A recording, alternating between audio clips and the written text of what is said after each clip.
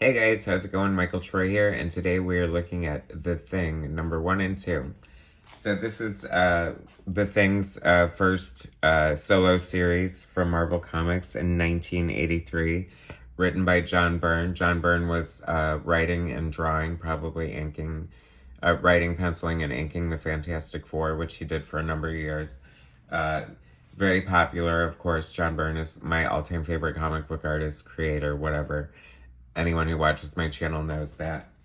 Um, anyway, he was super popular, so I don't know if Marvel approached him or if uh, he approached Marvel, but for whatever reason, they wanted a Thing spin-off series. The Thing was super popular under John Byrne.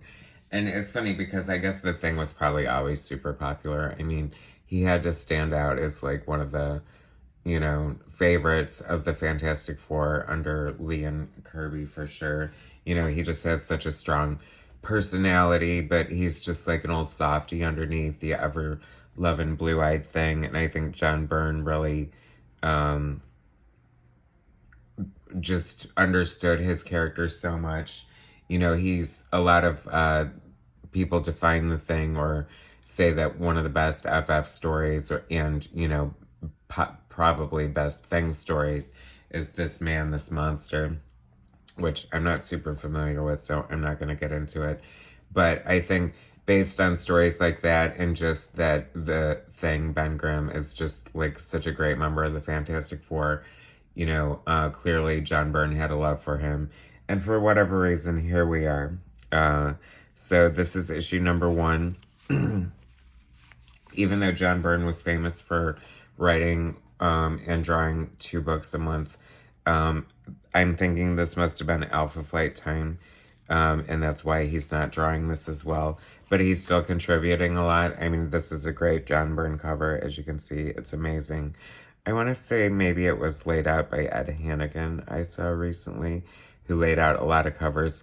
Either way, it's a classic Ben Grimm thing by John Byrne. He's penciling and inking, and it looks gorgeous, and I love it. And this just proves that he's one of the best Thing artists there are, or ever was. And not too many people can draw the Thing as well as John Byrne. Now, that said, of course, Jack Kirby draws an excellent Thing, and his longtime inker was Joe Sinnott, so this was a good idea. John Byrne is writing. Ron Wilson is the penciler. Ron Wilson is a very solid penciler from the inkers. He reminds me sort of like a Ron Friends or something. He's just very solid storyteller, maybe not the most exciting or dynamic style.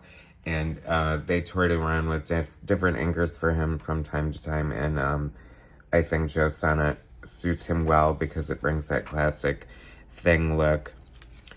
But I have to say, even though he probably wasn't one of my top 10 favorite pencilers back in the day, like looking at this now, I really have a new appreciation for his art. Like I said, I've always felt like he was a very strong, solid storyteller. And I think that, of course, 80s comics are more reflective of that. It's like, it's not till you get into the 90s that you're seeing, like, basically a splash page within a panel on, each and every page where they're all doing these killer dynamite shots with, the intention of selling the original art.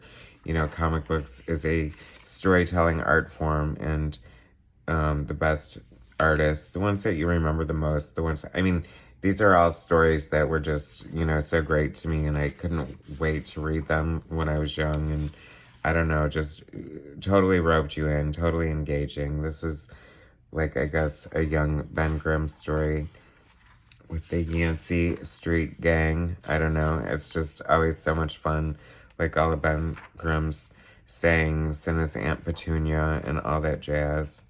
And is that Reed Richards? Who is looking very, very way uber buff there. Oh no, maybe that's Ben. Yeah, I'm sorry I got that backwards. I don't know why I saw the hat and whatever, that makes way more sense. Yeah, okay. No, he's just a good classic, Marvel style sort of superhero artist. And Ron Wilson, he's definitely like a product of his generation. A lot of artists, it's funny because, you know, he was doing what he was supposed to, and he followed what looks like the Marvel style or house style very well, you know, and it's people like Bill Sienkiewicz and I don't know, maybe Michael Golden or Art Adams, you know, definitely Barry Smith evolved from a Marvel style. So issue 2, we got a Ron Wilson cover inked by Joe Sinnott. It's a great, I love these like montage covers, like we're still talking about Ben's past here. And now this is exciting to me because not only is a splash page gorgeous, but we still have John Byrne scripting, but this time he's doing inks over Ron Wilson's pencils. And this looks, you know, like John Byrne. He's, when he inks someone, you can always tell it's his art. And I hate to use the term heavy-handed, but that is what it usually is to describe. I mean, I don't know if Ron loosened up his pencils or not for this, but the John Byrne influence is all over it, and he definitely finished these pencils, whatever was there. I'd like to see the original pencils for comparison, but it's a combination that I really like. I like Joe Sinnott and Ron Wilson on last issue, and this just serves the story well. I mean, this is almost like reading just an issue of John Byrne's, you know, Fantastic Four. And these are unmistakably Byrne faces, and he definitely laid the inks heavy. So the heavy-handed, I guess, is right, because, you know, he's definitely not just embellishing here. He's like, you know, I mean, you definitely see him putting his style. That was probably the intention. I mean, they wanted, you know, this probably to be as close to what you were getting in the Fantastic Four at the time, because it's supposed to be, I guess, like a companion book. And I want to say this book went fairly long, and, you know, me and my brother both got this. He was definitely more of a Thing fan than I was.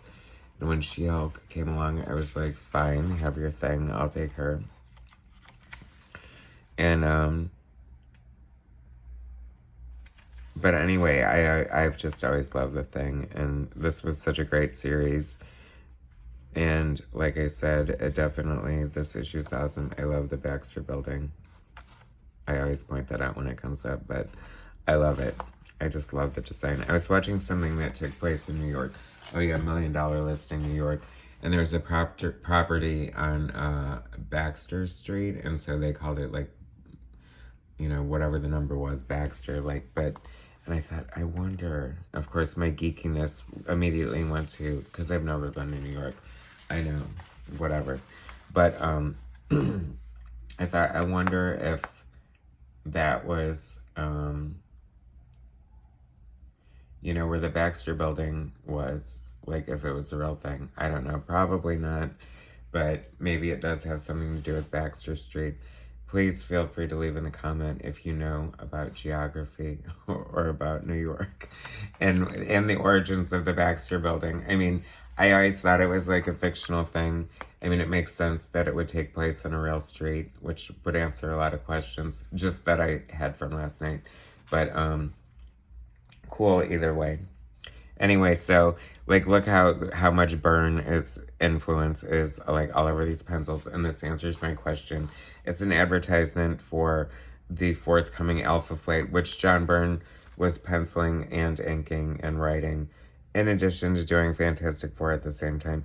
In addition to writing this, pitching it on inks, doing covers. I mean, he is a workhorse from hell. I mean, I have to say, like, a lot of people bitch about the art in Alpha Flight and say it looks a little sloppy and rushed. I beg to differ. I think it was pretty amazing. I don't know, could it, you know, his heart wasn't 100% in it, infamously, but beautiful to me. I always love me a good Alpha Flight.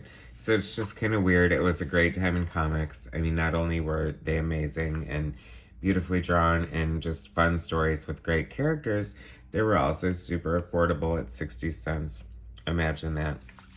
Anyway, thanks so much for watching. Please subscribe to my channel, hit like, share my content, and I'll bring you some more later. Thanks, guys.